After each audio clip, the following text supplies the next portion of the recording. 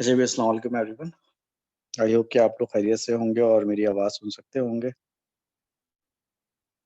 हमारी जो last time class हुई थी उसमें हम वर्क एनर्जी एंड पावर का जो है चैप्टर कर रहे हैं और वर्क एनर्जी एंड पावर जो चैप्टर है उसमें हमने लास्ट टाइम जो कल जो हमारी क्लास हुई थी उसमें हम वर्कशीट नंबर 26 जो है सॉल्व कर रहे थे। वर्कशीट नंबर 26 जो है इसमें हमने जो है वो क्वेश्चन नंबर 8 तक यानी कि एमसीक्यू सॉल्व कर लिए थे। अब स्ट्रक्चर्ड क्वेश्चन हमें जो है इसके सॉल्व करना है। ठीक है, तो इसके स्ट्रक्चर्ड क्वेश्चन यानी क्वेश्चन नंबर 9 से आज हम कंटिन्यू करेंगे वर्कशीट नंबर 26 के।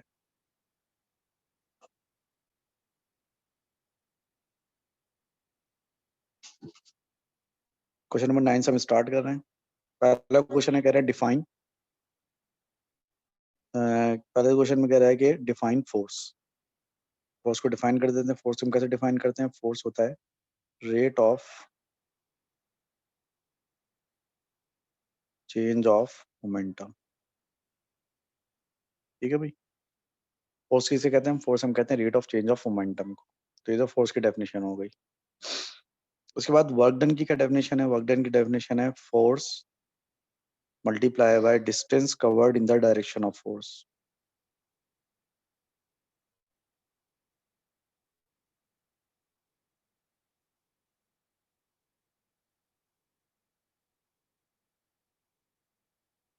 ठीक है, ये वर्क डन की डेफिनेशन हो गई, force multiply by distance covered in the direction of force. अभी में क्या है? Force F acts on a mass m along a straight line for a distance s. The acceleration of the mass is a and the speed changes from an initial speed u to final speed v. So state the work done by force F. Work done जो होता है वो किसके बराबर होता है? Force multiply by distance के बराबर होता है। बाकी kinetic energy equals to half mv square का फॉर्मूला आपको ड्राइव करना है, तो ये डेरिवेशन ऑलरेडी हम कर चुके हैं। ये जो आपका लेक्चर है एनर्जी वाले टॉपिक का, उसमें हम ऑलरेडी इसको ड्राइव कर चुके हैं। फिर कह रहा है resultant force of 3800 Newton causes a car of mass 1500 kilogram to accelerate from an initial speed of 15 meter per second to a final speed of 30 meter per second. To calculate the distance moved by the car during this acceleration. Car पर आप force लगा रहे हैं, resultant force 3800 Newton की। Car का मास है 1500 kilogram. Car की initial speed है 15 मीटर पर सेकेंड। कार की फाइनल स्पीड है 30 मीटर पर सेकेंड। आपसे कह रहा है डिस्टेंस मूव मालूम करो। तो initial speed of car is given to you which is 15 meter per second.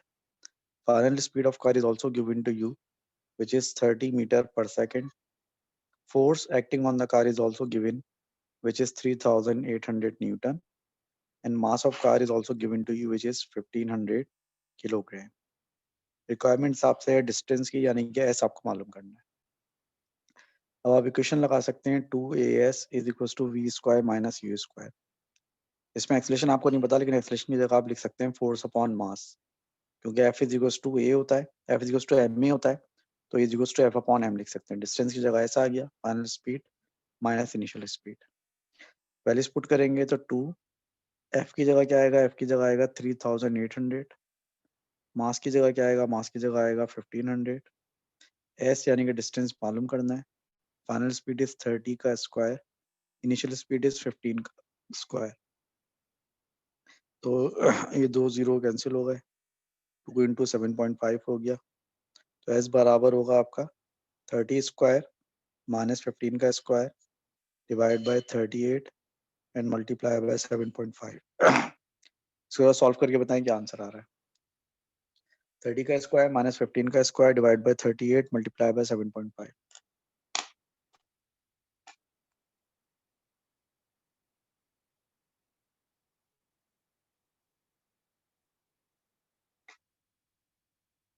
तो इसका आंसर आ गया 133.2 मीटर। ठीक है, तो डिस्टेंस आप हो जाएगा 133.2, राउंड ऑफ करेंगे 3 एस एफ में, तो 3 एस एफ में ये बनेगा तो 133 meters. The same force is used to change the speed of the car from 30 meter per second to 45 meter per second. Explain why the distance moved is not the same as that calculated in part 1.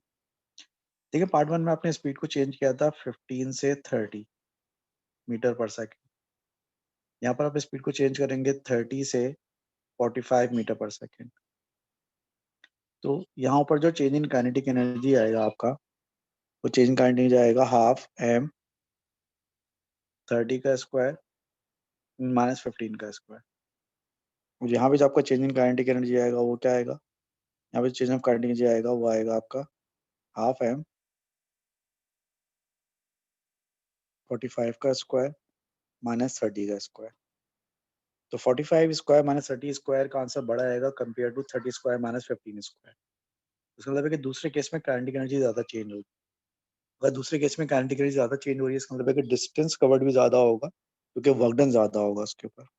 Same force है, work done ज्यादा है, तो इसका मतलब distance ज्यादा cover होगा। फिर तो जवाब क्या होगा, since change in kinetic energy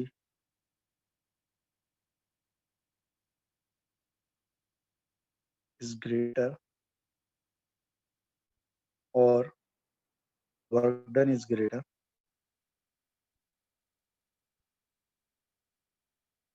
therefore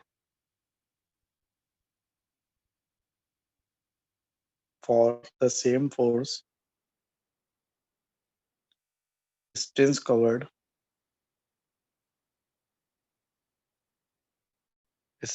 would be greater too। ठीक है, प्लस जो कि ज्यादा वर्क डन हो रहा है, ज्यादा काइनेटिक एनर्जी चेंज हो रही है, तो फिर डिस्टेंस कवर्ड भी ज्यादा होगा, इसका मतलब है। Question number 10 explain. अच्छा, क्वेश्चन नंबर 10 अभी हम अगला टॉपिक पढ़ के करते हैं अभी। ठीक है, तो ये हम टॉपिक पढ़ेंगे, उसके बाद फिर क्वेश्चन नंबर 10 करेंगे।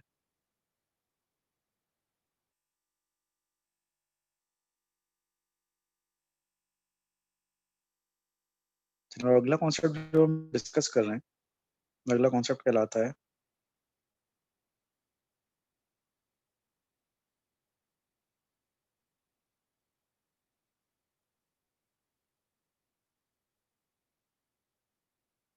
अगला जो हमारा कॉन्सेप्ट है वो कहलाता है लॉ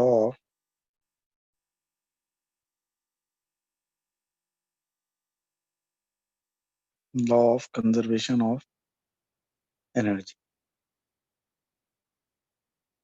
ठीक है, तो अगला कॉन्सेप्ट जो हम डिस्कस कर रहे हैं वो कहलाता है law of conservation of energy कहलाता है। अभी लॉ ऑफ कंजर्वेशन एनर्जी आपने बचपन में ही पढ़ा होगा, आपको याद भी होगा। Law of conservation of energy ये कहता है कि energy can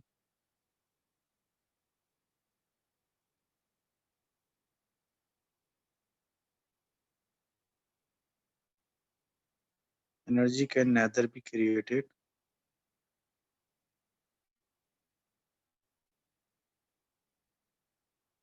nor be destroyed, however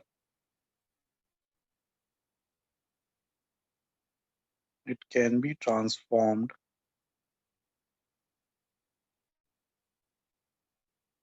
from one form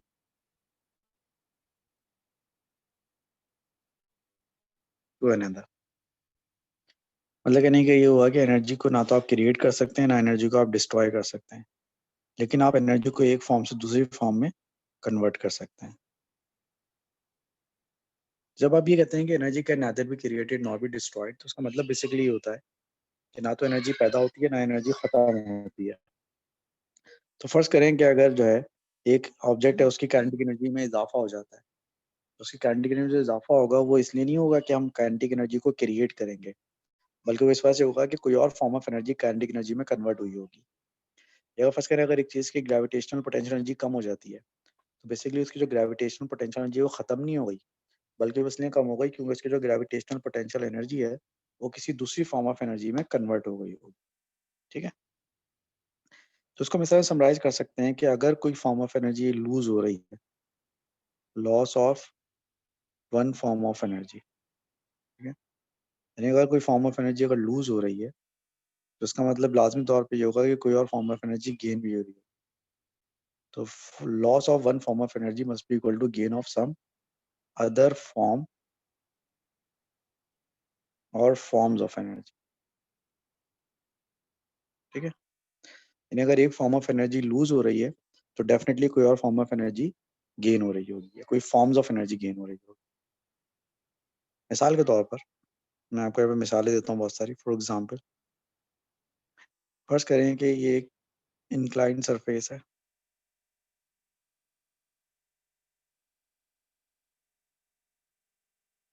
ठीक है।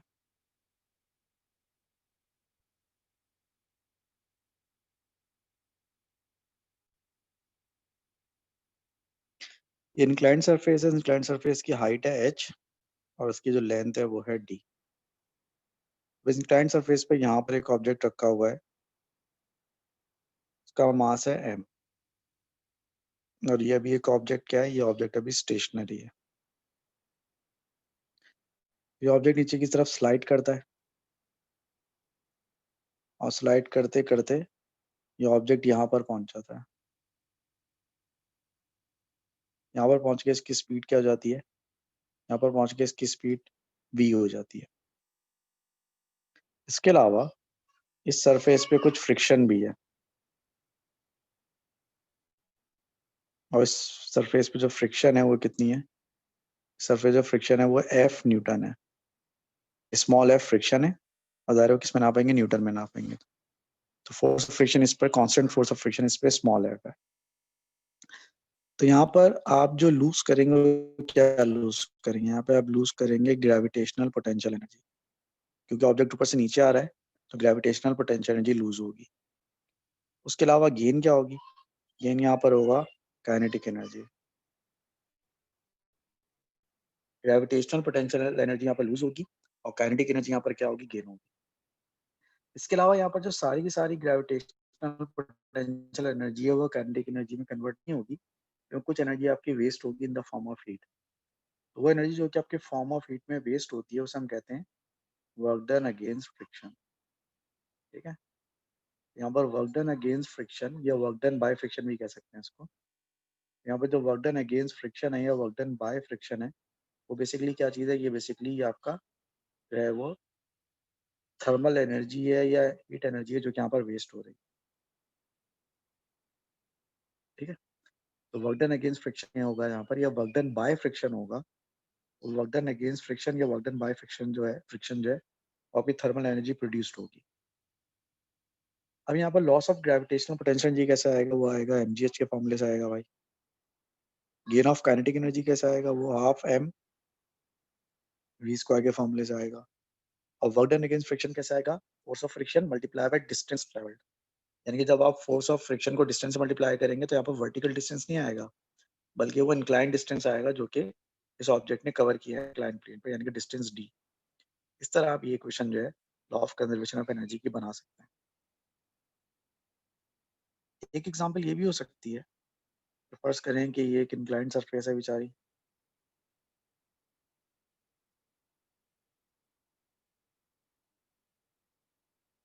ठीक है। ये एक इंक्लाइन सरफेस है। अब यहाँ से एक ऑब्जेक्ट जो है वो चलता हुआ आता है और वो ऑब्जेक्ट एक कांस्टेंट स्पीड से चलता हुआ आ रहा है,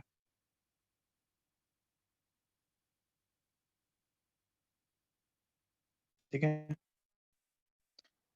कांस्टेंट स्पीड से चलता हुआ आ रहा है और ये ऊपर की तरफ ट्रेवल करता है, और ऊपर की तरफ ट्रेवल करते करते फर्ज करें ये यहाँ तक पहुंच जाता है, ठीक है। अब जब यहाँ तक पहुंच गया तो उसने हाइट कितनी गेन कर ली, फर्ज करें कि इसने हाइट जो है इतनी गेन कर ली।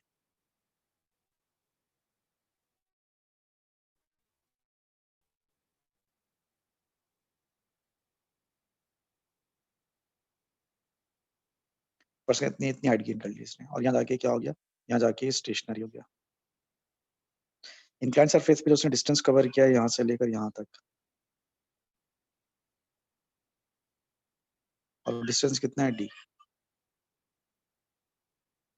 और यहाँ पे जो फोर्स ऑफ फ्रिक्शन है वो कितनी है, जो फोर्स ऑफ फ्रिक्शन है वो यहाँ पर F है जो कि न्यूटन में होगी, F न्यूटन।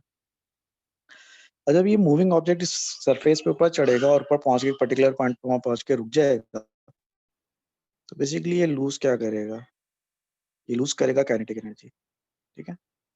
लूज क्या करेगा, काइनेटिक एनर्जी। गेन क्या करेगा, गेन करेगा ये ग्रेविटेशनल पोटेंशियल एनर्जी।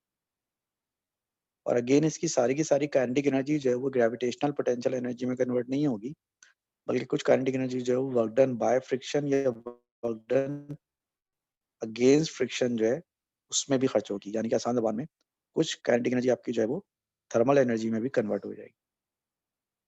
और इस इक्वेशन को अगर हम लिखेंगे तो लॉस ऑफ काइनेटिक एनर्जी किसके बराबर होगा, हाफ एम वी स्क्वायर के बराबर होगा। गेन ऑफ ग्रेविटेशनल पोटेंशियल किसके बराबर होगा, एम जी एच के बराबर होगा। और वर्क डन अगेंस्ट फ्रिक्शन किसके बराबर होगा, एफ डी के बराबर होगा। अब आप ये नोट करें कि चाहे ऑब्जेक्ट ऊपर से नीचे आ रहा हो चाहे नीचे से ऊपर जा रहा हो, जो वर्क डन अगेंस्ट फ्रिक्शन है वो हमेशा गेन की तरफ आएगा। यानी देखें यहाँ पर काइनेटिक एनर्जी गेन हो रही थी तो work done against friction kinetic energy में ऐड हुआ। यहाँ पर पोटेंशियल एनर्जी गेन हो रही थी तो work done against friction gain में ऐड हुआ। तो जब भी ऐसी कोई सिचुएशन आएगी तो वर्क डन अगेंस्ट फ्रिक्शन जो है वो हमेशा गेन में ऐड हुआ करेगा। ठीक है। और देखें मिसाल के तौर पे एक ऑब्जेक्ट है, स्टेशनरी है, इसको ऊपर से ड्रॉप किया, ड्रॉप होते होते ऑब्जेक्ट यहाँ पहुंच गया। तो अब यहाँ से लेकर यहाँ तक जो है ऑब्जेक्ट ने जो डिस्टेंस कवर किया है वो हाइट एच के बराबर होगा। फर्ज करें कि यहाँ पर एक एयर रेजिस्टेंस भी है जिसको ये फेस कर रहा है, और एयर रेजिस्टेंस को हम ए कह देते हैं, जिसको हम न्यूटन में नापेंगे। यानी कि बेसिकली एक फोर्स ऑफ फ्रिक्शन ही होगी एक तरह की।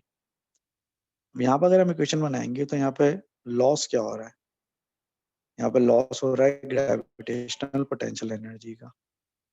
गेन क्या हो रहा है, गेन यहाँ पर हो रहा है काइनेटिक एनर्जी का। एक सेकंड रुकिए जरा, बच्चे बड़ा शोर कर रहे हैं, इनको चुप करा जाऊंगा।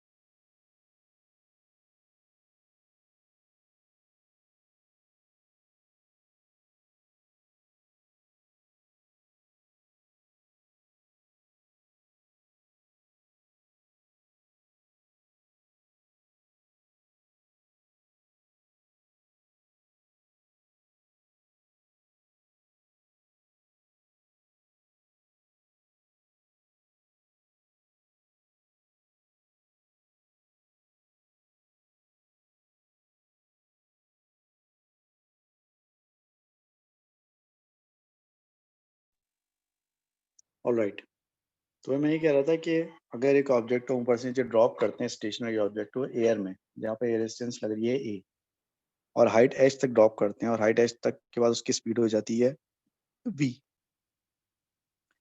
तो यहाँ पे लॉस क्या हो रहा है, यहाँ पे लॉस हो रहा है ग्रेविटेशनल पोटेंशियल एनर्जी का। गेन किसका हो रहा है, काइनेटिक एनर्जी का। और plus work done against friction हो रहा है, जिसको आप work done against air resistance भी कह सकते हैं। एयर रेजिस्टेंस मतलब फ्रिक्शन ही होगा यहाँ पर।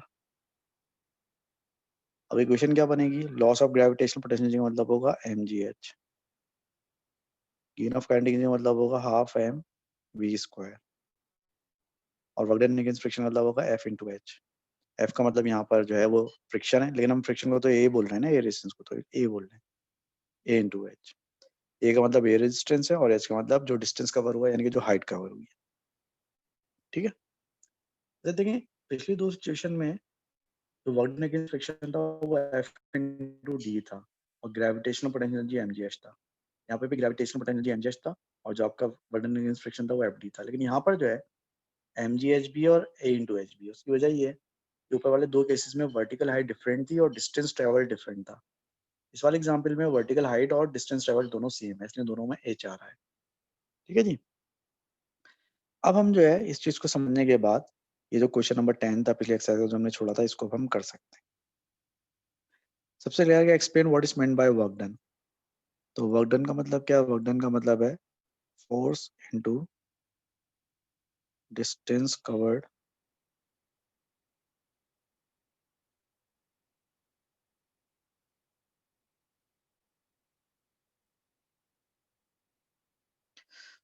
Force into distance covered in the direction of force. ठीक है। वर्क डन बराबर होता है force multiply by distance covered in the direction of force. Part B, a boy on a board B slides down a slope as shown. The angle of the slope to the horizontal is 30 degree. The total resistive force F, ये total resistive force क्या चीज है, ये basically आपकी friction है। जिसको हम small F कहते हैं, उन्होंने कैपिटल एफ कह दिया। The total resistive force F acting on the B is constant, या फ्रिक्शन फोर्स कांस्टेंट है। कह रहे हैं state a equation that links the work done by the force F, यानी कि work done against friction, the change in potential energy and the change in kinetic energy. अब देखिए, अब यहाँ से ऊपर से नीचे आएंगे तो आप लूज क्या करेंगे? आप लूज करेंगे लॉस ऑफ पोटेंशियल एनर्जी, या loss of gravitational potential energy.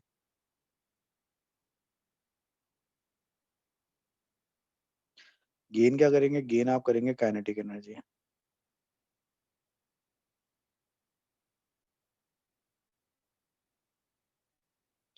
और उसके अलावा इसमें आप ऐड करेंगे वर्क डन अगेंस्ट फ्रिक्शन, या फिर work done by force F.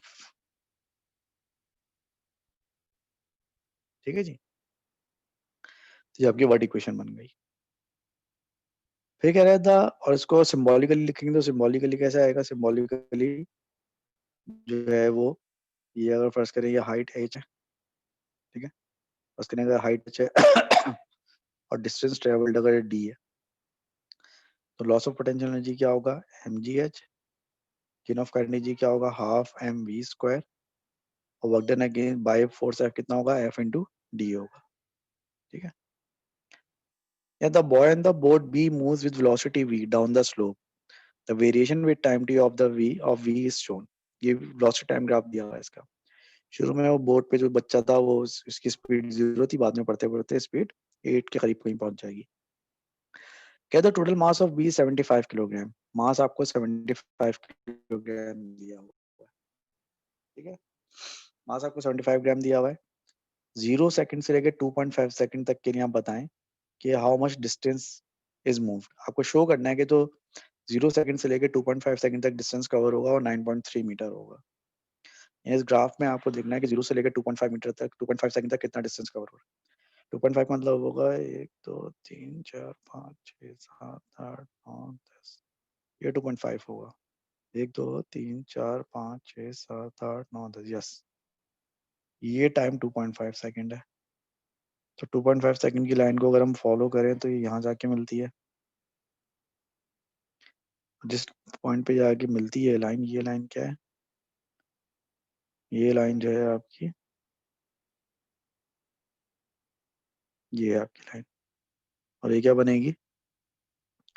ये है 6.2, 6.4, 6.6, 6.8, 7, 7.2, 7.4। यानी कि 2.5 सेकंड बाद आपकी स्पीड 7.4 हो जाएगी। अब अगर आप ये डिस्टेंस मालूम करना चाहते हैं तो आपको एरिया अंडर द ग्राफ मालूम करना होगा। ठीक है, ये आपको एरिया अंडर द ग्राफ मालूम करना होगा। और ये जो एरिया अंडर द ग्राफ है, ये कितना होगा? ट्रायंगल का एरिया होगा, एरिया इंटू एरिया बराबर होगा यहाँ पर half into base into height 7.4। ठीक है, तो डिस्टेंस ट्रेवल्ड यहाँ पर होगा, वो डिस्टेंस बराबर होगा किसके? डिस्टेंस बराबर होगा half into base into height के, 1.25 इंटू 7.4, और ये बराबर हो जाएगा 9.25। 9.25 का राउंड ऑफ करेंगे तो हो जाएगा 9.3 मीटर। तो आपने प्रूफ कर दिया कि जो डिस्टेंस मूव होगा 0 से लेकर 2.5 सेकंड तक, वो 9.3 मीटर डिस्टेंस कवर होगा। फिर कह रहे हैं calculate the gain in kinetic energy. Kinetic energy में कितना गेन आया ये आपको बताना है। तो काइनेटिक एनर्जी में जो गेन आता है वो किसके बराबर होता है? हाफ mv² के बराबर होता है। तो मास का कितना दिया हुआ था? मास 75 दिया हुआ था। स्पीड जो गेन हुई है वो 7.4 गेन हुई है। तो काइनेटिक एनर्जी का गेन बराबर होगा half into mass into v², यानी कि हाफ इंटू 75 इंटू 7.4 का स्क्वायर। तो उसका आंसर देखो जरा क्या आ रहा है, कैलकुलेट करके बताऊं जल्दी से।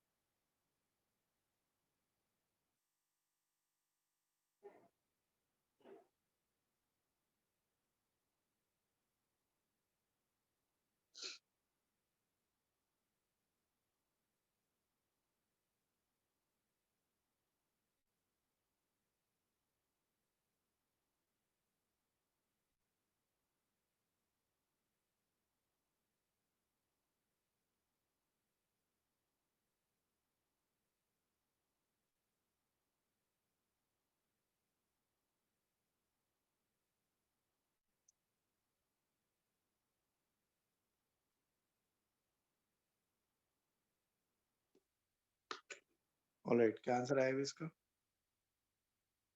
2053.5।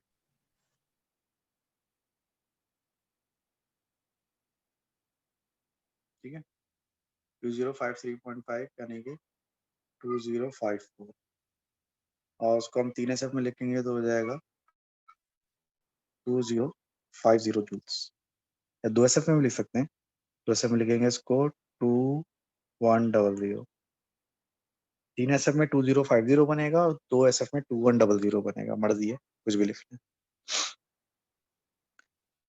उसके बाद ये कह रहा है ये एक सवाल हमारा कंप्लीट हो गया। नहीं यार, इसमें तो और भी था ना, मेरे ख्याल से एक पेज मिस कर दिया हमने इसका। इसको पकड़ना पड़ेगा। कौन सी वर्कशीट थी ये? वर्कशीट याद है कौन सी थी? 26। 26 थी वर्कशीट, तो डालते हैं वर्कशीट 26।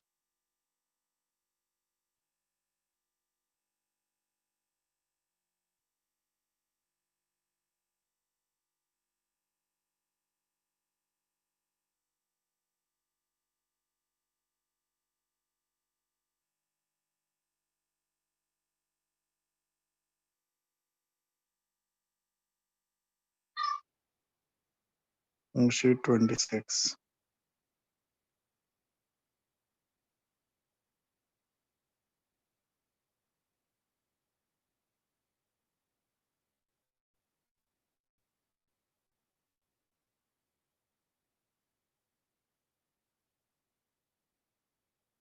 ये आखिरी पेज हमसे मिस हो गया था।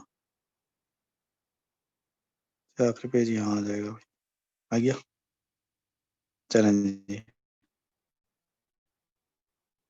गेन का एनर्जी निकाल दिया हमने। अब कह रहा है calculate the loss in potential energy. Potential जी आपने कितने लूज की? तो देखिए, हमने जो पोटेंशियल जी लूज की है वो mgh के बराबर होगी। mgh के लिए आपको ये हाइट चाहिए होगी।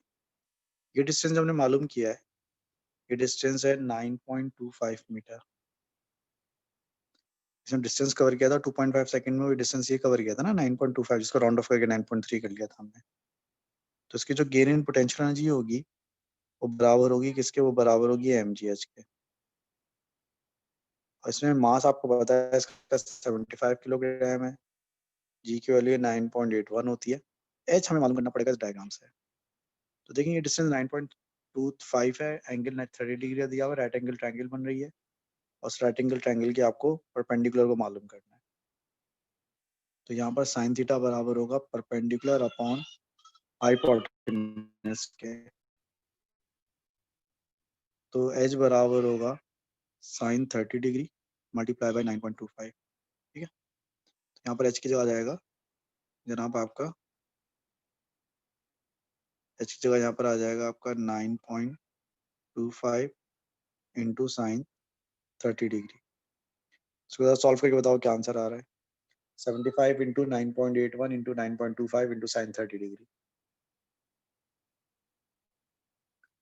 शाबाश, से जल्दी से आंसर बताओ उसका क्या आ रहा है?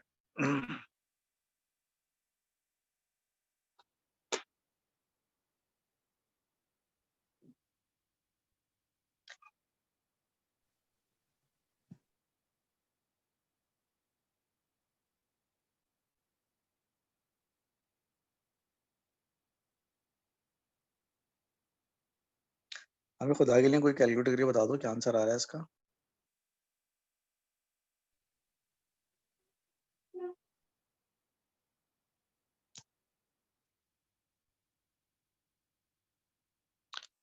थ्री जीरो फोर थ्री 3402.8 ये बन रहा है ना। उसको अगर हम 3 SF में लिखें तो हो जाएगा 3400 ही बनेगा सारी, राउंड ऑफ करके 3400 जूल्स। आई होप कि आंसर सही होगा ये। फिर कह रहा है calculate the resistive force F. तो रेजिस्टिव फोर्स एफ मालूम करने के लिए हम ये क्वेश्चन यूज करेंगे, ये जो क्वेश्चन हमने पहले बनाई थी, ये क्वेश्चन हम यहाँ पे यूज करेंगे।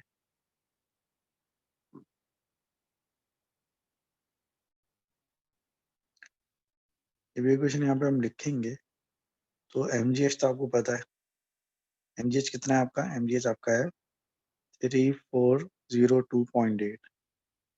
काइनेटिक एनर्जी का गेन कितना है? काइनेटिक का गेन आपका है 2054 प्लस वो एफ आपको मालूम है ना, डिस्टेंस आपका था 9.25। फोर्स जो कि यहाँ पर बराबर होगी 3402.8 माइनस 2054 एंड डिवाइडेड बाय 9.25। तो देखें इसका आंसर क्या आ रहा है, फटाफट फटाफट जल्दी से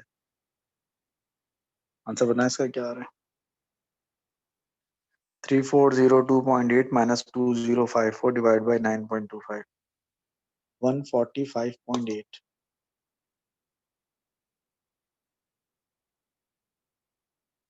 या फिर 146 नहीं।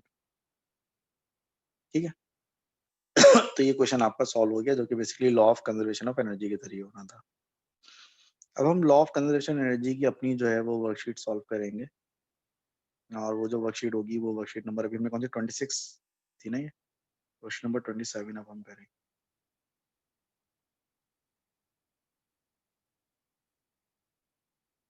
Worksheet number 27। वर्कशीट नंबर 27 का पहला सवाल है, कह रहे हैं steel sphere is dropped vertically onto a horizontal metal plate. The sphere hits the plate with a speed u, leaves it at speed v, and rebounds vertically to half of its original height. Which expression gives the value of E upon u? देखें हुआ क्या हुआ, ये कि ये एक steel की plate है, आपने यहाँ से एक ड्रॉप किया स्टील बॉल को, स्टील बॉल यहाँ तक पहुंची और जमीन से टकराते हुए इसकी स्पीड u थी।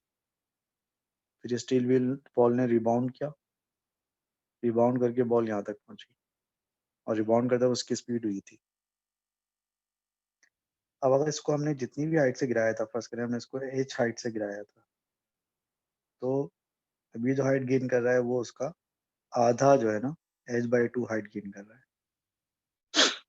इसका मतलब ये हुआ कि जमीन से टकराते वक्त जो उसकी काइनेटिक एनर्जी थी वो कितनी थी? जमीन से टकराते वक्त उसकी काइनेटिक एनर्जी हाफ mu² थी। और जब ये रिबाउंड कर रहा था तो काइनेटिक एनर्जी कितनी थी? जब ये रिबाउंड कर रहा था उसका काइनेटिक एनर्जी की हाफ mv² थी। अब अगर फर्स्ट करें कि इसकी रिबाउंड करते वक्त काइनेटिक एनर्जी उतनी होती जितनी टकराते वक्त थी, तो रिबाउंड करके ये उतना ही ऊपर पहुंचता, उसी हाइट पे पहुंचता जिस हाइट से इसको हमने गिराया था। अगर ये आधी हाइट गेन कर रहा है तो इसका मतलब है कि ये आधी पोटेंशियल एनर्जी वापस रीगेन कर रहा है। तो आधी पोटेंशियल एनर्जी इसने गेन करा होगा क्योंकि टकराते वक्त आधी काइनेटिक एनर्जी इसने लूज कर दी होगी। तो जब उसने रिबाउंड किया होगा तो रिबाउंड करने के बाद जो उसकी काइनेटिक एनर्जी होगी वो टकराते वक्त की काइनेटिक एनर्जी का हाफ होगी। आज जो काइनेटिक एनर्जी होगी हाफ mv², वो टकराते वक्त काइनेटिक एनर्जी यानी कि हाफ mu² का आधा होगी। तो हाफ mv² बराबर होगा half mu²। Half m cancel, v² बराबर है किसके? 1/2 u² के, या v² जो बराबर है 1/2 के अंडर रूट लेंगे तो v/u जो बराबर हो जाएगा 1/√2 के। 1/√2 का मतलब क्या हो जाएगा? 1/√2 का मतलब हो जाएगा c। इसका आंसर क्या हो जाएगा? इसका आंसर सी हो जाएगा 1/√2। Question number 2। क्वेश्चन नंबर 2 में ये कह रहा है a ball is thrown vertically upwards neglecting a resistance, which statement is correct? The kinetic energy of the ball is greatest at the highest height attained. By the principle of conservation of energy, the total energy of the ball is constant throughout its motion. By the principle of conservation of momentum, the momentum of the ball is constant throughout its motion. The potential energy of the ball increases uniformly with time during its ascent. एक ball को आपने ऊपर फेंका है और ए resistance नहीं है, बताएं कौन सी बात सही है? The kinetic energy of the ball is greatest at its greatest height and. गलत। कि जब ये हाईएस्ट हाइट पे पहुंच जाएगी, हाईएस्ट पॉइंट पे पहुंच जाएगी, तो वहां पहुंच के इसकी स्पीड जीरो हो जाएगी, और जब इसकी स्पीड जीरो हो जाएगी तो वहां पहुंच के दायरे पर इसकी काइनेटिक एनर्जी भी जीरो हो जाएगी, मैक्सिमम हो जाएगी, जीरो हो जाएगी। दूसरे में कह रहा है the by principle of conservation of energy, by the principle of conservation of energy the total energy of the ball is constant throughout its motion. ये बात बिल्कुल सही है, क्योंकि ये जितनी काइनेटिक एनर्जी लूज करेगा उतनी पोटेंशियल एनर्जी गेन करेगा ऊपर जाते वक्त। लिहाजा टोटल एनर्जी यानी kinetic energy plus potential energy constant रहेगी। ये बात बिल्कुल दुरुस्त है। उसका सही आंसर क्या हो जाएगा? बी। सवाल ये है कि आंसर सी या डी क्यों नहीं है। सी में कह रहा है by principle of conservation of momentum the momentum of the ball is constant throughout. तो लॉ ऑफ कंजर्वेशन मोमेंटम के हिसाब से किसी एक ऑब्जेक्ट का मोमेंटम कांस्टेंट नहीं रहता, पूरे सिस्टम का मोमेंटम कांस्टेंट रहता है। सी भी आंसर नहीं है। डी में कह रहा है the potential energy of the ball increases uniformly with time during the time it ascends. ऊपर जाते हुए इसकी पोटेंशियल में जो इजाफा हो रहा होगा यूनिफॉर्मली हो रहा होगा, नहीं हो रहा होगा, क्योंकि यूनिफॉर्म स्पीड से ऊपर नहीं जाएगा। अगर यूनिफॉर्म स्पीड से ऊपर जा रहा होता तो यूनिफॉर्म स्पीड से हाइट गेन कर रहा होता और यूनिफॉर्म स्पीड से पोटेंशियल एनर्जी भी गेन कर रहा होता। लेकिन चूंकि ऊपर जाते हुए इसकी स्पीड कम हो रही होगी, ये जो है इसकी स्पीड ऐसा ऐसा कम हो रही होगी, तो लिहाजा जो उसका हाइट है वो भी ऐसा ऐसा कम गेन करेगा। ये जो गेन ऑफ पोटेंशियल एनर्जी है वो भी कम होगा इसका। तो लिहाजा इसका full and final answer B हो जाएगा। क्वेश्चन नंबर 3 में कह रहा है कि wooden block is freely supported on brackets at a height of 4 metre above the ground as shown. A bullet of mass 5 gram is shot vertically upwards into the wooden block of mass 95 gram. It embeds itself in the block. The impact causes the block to rise above its supporting brackets. The bullet hits the block with a velocity of 200 meter per second. How far above the ground will the block be at the maximum height of its path? आसान जबान में कह रहा है कि एक wooden block है 95 ग्राम का, इस पर आपने एक बुलेट फायर किया है, बुलेट की स्पीड है 200 मीटर पर सेकंड, बुलेट का मास है 5 ग्राम, वुडन ब्लॉक स्टेशनरी है, 4 मीटर ऊपर है वो ऑलरेडी। अब जैसे बुलेट लगेगी तो बुलेट इसके अंदर घुस जाएगी, एम्बेड हो जाएगी और फिर ब्लॉक ऊपर उठेगा पर्टिकुलर हाइट तक, और उस पर्टिकुलर हाइट तक उठने के बाद ये रुकेगा और फिर वापस नीचे आके गिरेगा। तो कह रहे जब ये ब्लॉक ऊपर उठेगा, तो जब ये ऊपर उठेगा तो उस वक्त इसकी मैक्सिमम हाइट कितनी होगी, ये हाइट आपको मालूम करनी है। यानी कि ब्लॉक जितना ऊपर उठ जाएगा उसमें आप 4 मीटर और ऐड कर लेंगे तो इसकी मैक्सिमम हाइट आ जाएगी ब्लॉक की। देखिए यहाँ पे आप law of conservation of momentum लगाएंगे, m1 u1 plus m2 u2 बराबर होगा किसके, m1 plus m2 into v के। वजह क्या है? वजह ये है भाई, वजह ये है कि यहाँ पर जब दो चीजें आपस में जुड़ी जाती हैं और जुड़कर एक साथ मूव करती हैं तो फिर हम लॉ ऑफ कंजर्वेशन मोमेंटम इस तरह से लगाते हैं। अब m1 है 5 ग्राम, u1 है 200, m2 है 95 ग्राम, लेकिन u2 है 0। इसको हम m1 ले रहे हैं, इसको हम m2 ले रहे हैं। कैलकुलेशन क्या होगा, दोनों का मास मिलाकर हो जाएगा 5 प्लस 95 और दोनों की कॉमन स्पीड v होगी जो कि मालूम करनी है। तो ये हो जाएगा 5 into 200 is equals to 100 v। 100 one जा 100 टू जा, तो आपकी स्पीड हो जाएगी 5 टू जा 10 मीटर पर सेकेंड। यानी कि अब ये ब्लॉक 10 मीटर पर सेकंड की स्पीड से ऊपर जाएगा। अब अगर इसी स्पीड को हम अपना ऊपर जाते वक्त इनिशियल स्पीड समझें, तो ब्लॉक के ऊपर उठते वक्त इनिशियल स्पीड है 20। जब ब्लॉक हाईएस्ट पॉइंट पे पहुंचेगा तो वहां पहुंच के फाइनल स्पीड क्या हो जाएगी, 0। ऊपर जाते वक्त ब्लॉक का एक्सेलरेशन क्या होगा, -9.81, और हमें मालूम करना है कि हाइट कितनी गेन करेगा s। क्वेश्चन लगेगी 2as is equal to v square minus u square, 2 into acceleration हो जाएगा -9.81 इंटू s, फाइनल स्पीड 0 है, इनिशियल स्पीड 20 का स्क्वायर है। तो s बराबर होगा -400 डिवाइड बाय -2 इंटू 9.81। आपका जो है ये कैंसिल हो जाएगा, तो s बराबर होगा 200 अपॉन 9.81। तो जरा देखो इसमें मैंने क्या गलती करी है, अगर करी है तो। सर U20 है, हाँ गलती कर दी ना मैंने, गलती मैंने करी है, 20 नहीं है स्पीड 10 है भाई, है वही मैं कह रहा हूँ, मैंने गलती करी है। तो 10 आएगा, 10 का स्क्वायर 100 होता है। अब आप 100 को तो जो 2 से डिवाइड करेंगे तो 5 होगा, तो ये जाएगा 50 अपॉन 9.81। 50 अपॉन 9.81 कितना होता है, जल्दी बोलो भाई। 5.09। 5.09 यानी कि 5.1 मीटर। ये 5.1 मीटर हो जाएगा, लेकिन 4 मीटर तो पहले से ही पड़ता ना ये, तो टोटल हाइट इसकी जो होगी वो क्या होगी, 5.1 प्लस 4 यानी कि 9.1 मीटर। तो इसका आंसर सी हो जाएगा। अभी सवाल में मसला ये है कि आप में बहुत सारे लोग जो इसको सॉल्व भी कर लेंगे, आंसर भी निकाल लेंगे 5.1, और यहाँ पर 5.1 एग्जामिनर ने आपको बहकाने के लिए दिया हुआ, आप ए लिख देंगे फौरन। ये चीज मत मिस कीजिएगा कि 5.1 वो फर्दर ऊपर जा रहा है, 4 मीटर तो वो पहले से ही ऊपर था, तो लिहाजा इसकी टोटल हाइट जो 9.1 मीटर होगी। 5.1 इसका फाइनल आंसर नहीं होगा, फाइनल आंसर इसका 9.1 मीटर होगा। Question number 4, an object of mass 0.3 kilogram is thrown vertically upwards from the ground with an initial velocity of 8 meter per second. The object reaches a maximum height of 1.9 meter. So how much work is done against air resistance as the object rises to its maximum height? अब देखिए हमने इस तरह की बहुत सारे example discuss किए हैं। तो कोई ऑब्जेक्ट नीचे से ऊपर जाएगा तो वो गेन क्या करेगा, पोटेंशियल एनर्जी, लूज क्या करेगा, काइनेटिक एनर्जी। तो लॉस ऑफ काइनेटिक एनर्जी होगा वो किसके बराबर होगा, वो बराबर होगा gain of gravitational potential energy के।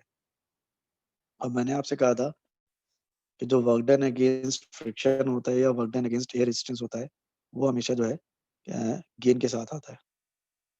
Work done against air resistance हमेशा गेन की साइड पर आएगा, ठीक है। तो लॉस ऑफ काइनेटिक एनर्जी कितना होगा, half m v square. Gain of potential energy कितना होगा, एम जी एच। और work done against air resistance को हम डब्ल्यू बोलते हैं। अब आप हाफ एम वी स्क्वायर लगाएंगे तो हाफ हो गया, मास है इसका 0.3, स्पीड इसकी है 8 का स्क्वायर, मास है 0.3, जी की वैल्यू है 9.81, हाइट कितनी गेन हुई है 1.9 मीटर प्लस डब्ल्यू। इस इक्वेशन को सॉल्व करके बताओ डब्ल्यू का आंसर क्या आ रहा है, शाबाश जल्दी से।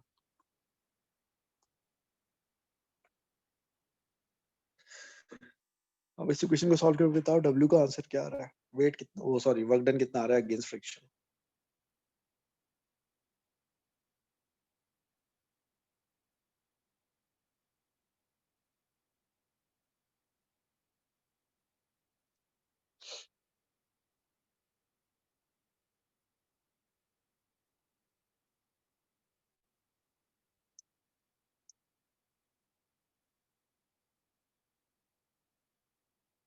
आप खुद अगले आंसर बता दो कोई सॉल्व करके इसका।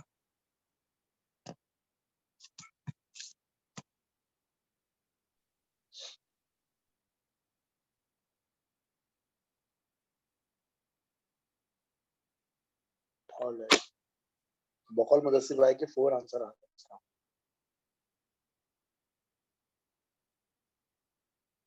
फिर आपका आंसर ये हो जाएगा, यानी कि 4 हो जाएगा इसका आंसर। क्वेश्चन नंबर 5 में कह रहा है कि a cannonball of mass 3.5 kilogram is fired at a speed of 22 meter per second from a gun on a ship at a height of energy of the cannonball is the sum of gravitational energy relative to the surface of sea and kinetic energy. So what is the total energy of cannonball as it leaves the gun? देखिए जब आप cannon को fire कर रहे होंगे तो उस वक्त जो इसकी स्पीड होगी वो कितनी होगी 22 मीटर पर सेकंड, और सी लेवल से ये कैनन जो है कितनी ऊपर है 6 मीटर ऊपर है। तो इस वक्त जो इसकी काइनेटिक एनर्जी होगी वो क्या होगी, वो हाफ एम वी स्क्वायर होगी, और जिसकी पोटेंशियल एनर्जी होगी वो क्या होगी, वो एम जी एच होगी। तो जिसकी टोटल एनर्जी होगी उस वक्त किसके बराबर होगी, एम अगर कॉमन ले लें तो g h plus half v square. तो मास जो है इसका वो 3.5 किलोग्राम है, जी की वैल्यू 9.81 होती है, हाइट है 6 मीटर प्लस 0.5 यानी कि हाफ, और स्पीड है 12 का स्क्वायर। इस पूरे को सॉल्व करके बता दें टोटल एनर्जी कितनी आ रही है इसकी। 9.81 मल्टीप्लाई बाय 6 प्लस 0.5 इंटू 22 का स्क्वायर, और उस ब्रैकेट को आखिर में मल्टीप्लाई बाय 3.5 करना है।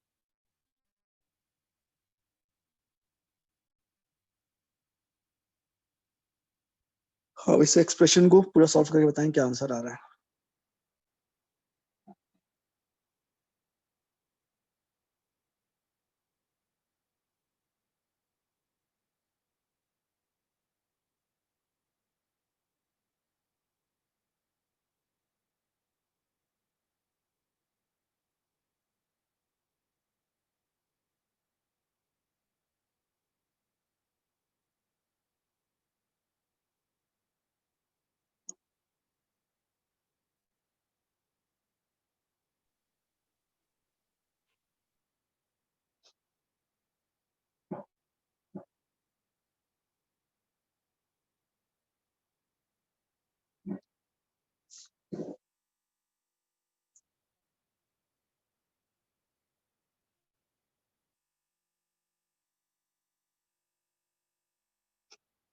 आपको आंसर आया या नहीं आया?